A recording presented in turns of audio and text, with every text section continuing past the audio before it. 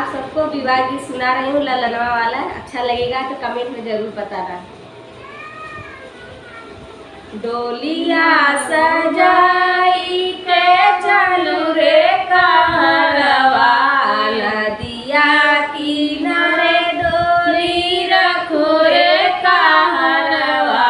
अरे माई से मिलन हम जाबै रे लालनवा, अरे माई से मिलन हम जाबै रे लालनवा।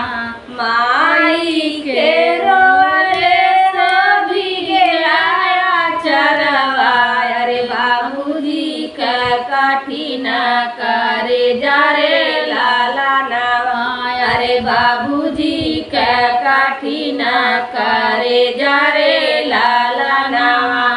डोलिया सजाई के चलू रे कहरवा, नदिया किनारे डोली रख रे कहरवा। अरे चाची से मिलन हम जाबै रे लालनवा, अरे चाची से मिलन हम जाबै रे लालनवा। चाची के रोले हो भी गेलाया चरवा, अरे चाचा जी के कठिन करे जा रे लालनवा, अरे चाचा जी के कठिन करे जा रे लालनवा।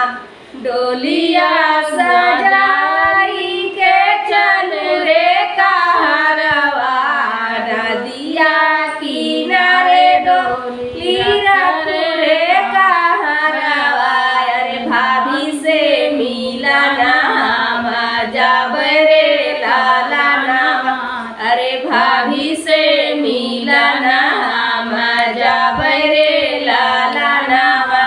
भाभी के रोले हो भी गेलाया चरवा, अरे भैया जी का कठिन करे जा रे लालनवा, अरे भैया जी का कठिन करे जा रे लालनवा।